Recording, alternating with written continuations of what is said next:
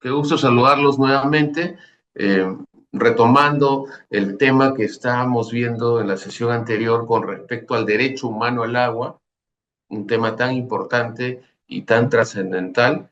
Y ahora vamos a desarrollar el segundo subtema, que tiene que ver con el acceso universal y responsabilidad gubernamental, es decir, cómo se debe medir el acceso universal a los servicios de agua y saneamiento, y asimismo también cuál es la responsabilidad eh, de los gobernantes, ¿no? En los tres niveles de gobierno, ¿no? A nivel central, regional, local, cuáles son esas responsabilidades que se deben asumir en el marco del derecho humano al agua. ¿Ok? Primero aquí es importante resaltar cuál es la distribución del agua en nuestro país. Entonces, lo que vemos aquí es una infografía donde podemos ver que el agua en nuestro país principalmente se usa para agricultura, el 80%, el 12% para consumo poblacional, y aquí hacemos acotación a la cantidad de agua que se consume en nuestro país, que es 250 litros habitante día en promedio.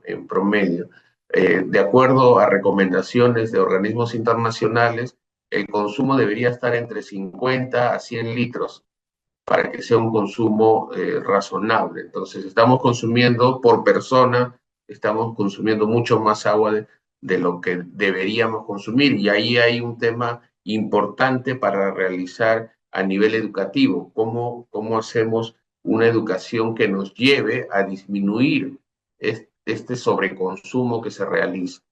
Luego, si seguimos 80% de agricultura, 12% de agua para consumo poblacional, 6% para industrias y 2% para minería. Entonces, esta es la distribución de cómo se usa el agua en nuestro país, y finalmente lo que nos vamos a centrar es en el agua para consumo humano. ¿Ok? Lo que también es cierto es que el 81% de la energía eléctrica que se produce en nuestro país es de origen hidráulico, es decir, a través de generadores de energía que aprovechan las caídas de agua para generar energía eléctrica. Entonces, aquí vemos cuál es esta radiografía del uso del agua. Aquí, a continuación, lo que queremos responder es la pregunta es, ¿y cuáles son las obligaciones de los diferentes estados? ¿Cuáles las obligaciones que tienen frente a este gran reto que es el derecho humano al agua y el saneamiento?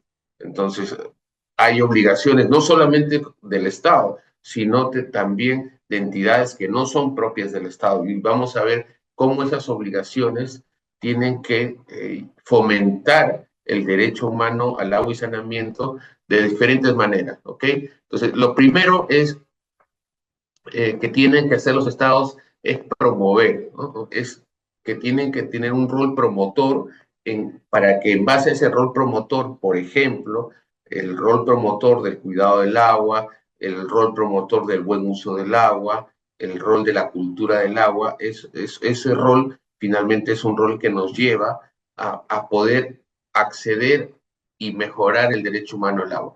El otro aspecto que es proveer el servicio, es decir, en muchos de los países el servicio está a cargo de empresas municipales, o también a través del propio gobierno central, como es el caso de Lima, que el CEDAPAL está a cargo del gobierno central. Entonces, aquí el tema de fondo es que tiene que proveer el servicio de forma responsable.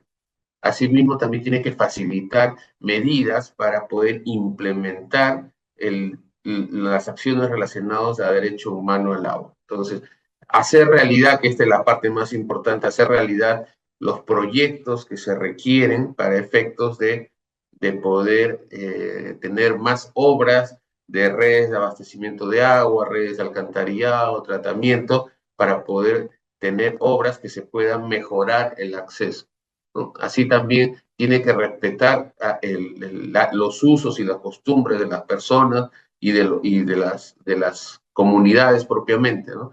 Entonces hay usos y costumbres que finalmente son propios de cada lugar y se tiene que respetar. Y asimismo también debe proteger contra cualquier otro tipo de interferencia en relacionados al derecho humano al agua. Entonces, aquí estamos hablando de cuáles son esas principales obligaciones de los estados en general y en específico hablamos la obligación del Estado peruano como su conjunto. Aquí no estamos hablando de un gobierno local, municipal, estamos hablando del Estado en su conjunto.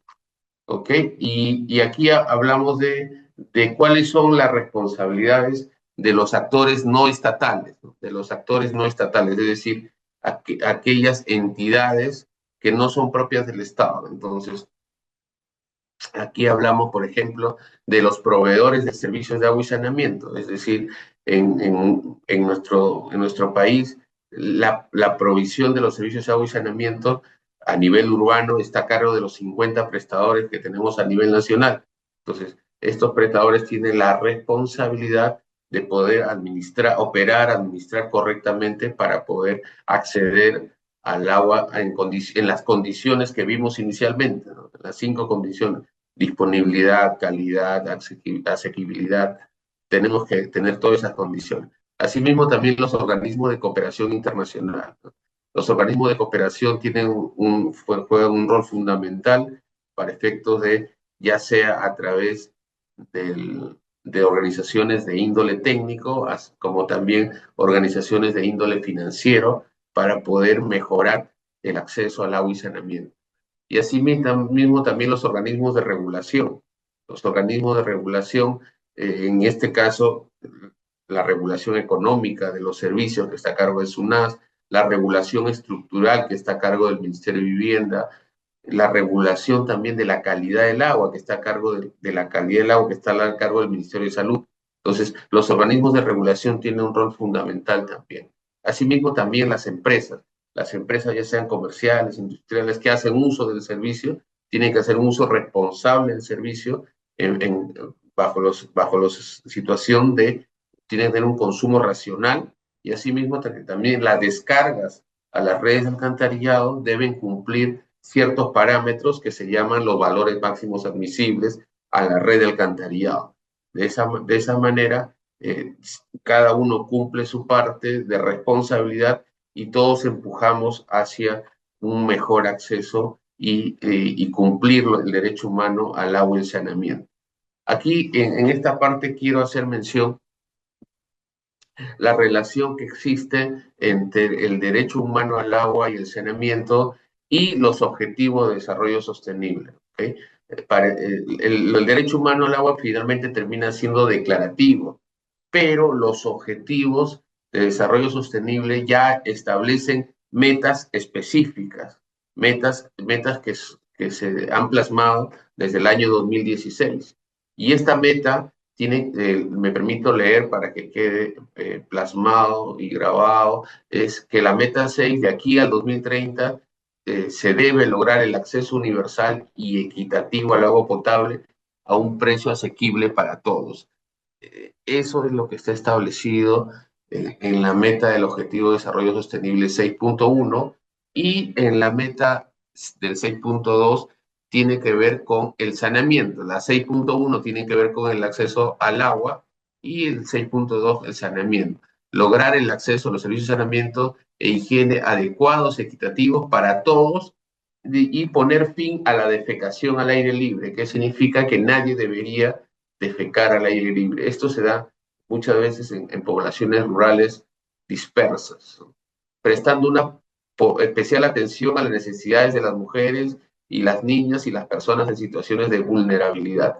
Este tema es muy importante porque en muchas comunidades, en muchas zonas donde no hay una red pública que permite el acceso al agua, muchas veces son las mujeres y las niñas que se encargan de acarrear el agua. Entonces, esto perjudica en su desarrollo personal y perjudica también en su desarrollo educativo porque le tiene que destinar recursos de tiempo para esas acciones para efectos de poder acarrear el agua. Entonces, esto es básicamente cuáles son los objetivos de desarrollo sostenible claramente establecidos por agua potable, saneamiento e higiene. Entonces, de esa manera, no solamente nos quedamos en la narrativa del derecho humano al agua, sino también se establecen cuáles son los objetivos y las metas relacionadas al agua y al saneamiento. Hasta aquí vamos con este segundo tema y en la siguiente sesión veremos el tercer tema de este tema tan importante que es el derecho humano al agua y al saneamiento.